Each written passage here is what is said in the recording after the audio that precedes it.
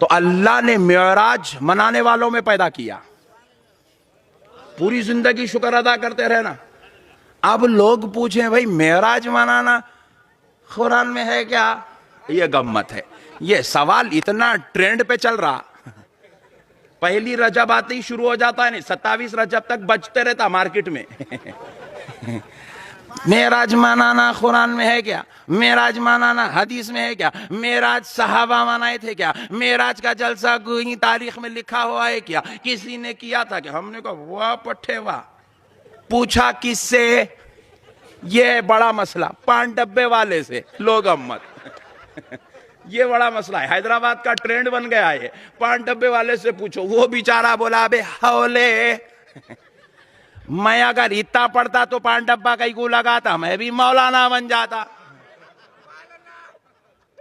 सवाल हो रहा पान डब्बे वाले से, सवाल हो रहा बेचारे गरीब तरकारी बेचने वाले से, सवाल हो रहा मजबूर ऑटो चलाने वाले से, सवाल हो रहा है किसी और से। अब तक मौलाना मुजफ्फर साहब खिबला बैठे हुए हैं, इतने बड़े हाफिज साहब हैं, आप इनसे पूछे, इनसे आज तक किसी ने नहीं पूछा। अल्लामा खालिद कादरी बैठे हैं, जामे निजामिया के उस्ताद हैं, अजहर से पढ़कर आए हैं, मगर आज तक इनसे किसी ने नहीं पूछा। ये तो बेचारा पूरा हिंदुस्तान फिरते रहता है, मुझसे भी किसी ने नहीं पूछा।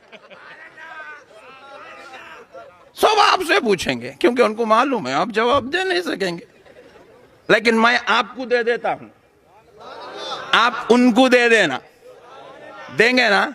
अब कान खोलकर सुनो मुसलमानों, मेराज का जिक्र कुरान में है, और एक मुकाम पे नहीं है, 5 मुकाम पे है।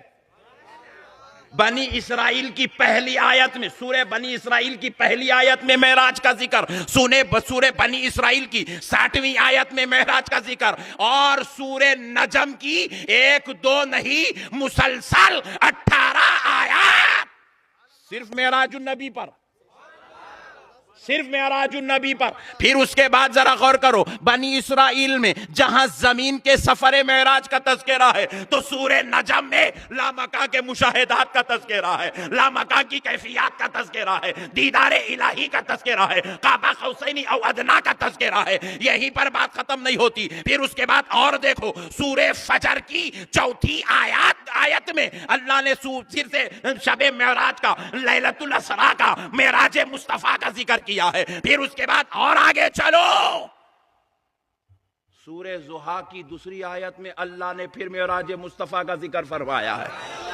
कुरान में 5 मुकामात पर, और 5 मुकामात पर अल्लाह ने कमोबेश 22-23